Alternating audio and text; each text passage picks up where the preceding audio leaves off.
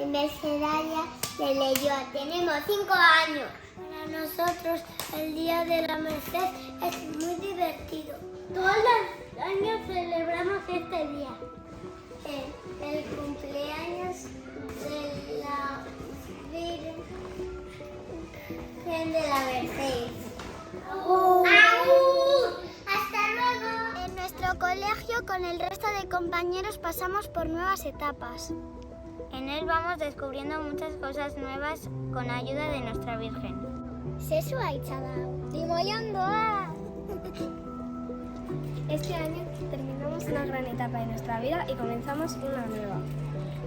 Estamos acompañados de nuestros profes y nuestros compañeros y compañeras. Y pasaremos a otra nueva etapa sabiendo que también estaremos acompañados. Damos gracias a la Virgen y a la Ita Cegri por este gran colegio.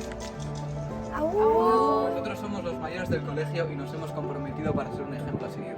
Disfrutamos del Día de la Virgen de la Merced, aprovechando cada segundo de nuestro paso por este maravilloso colegio.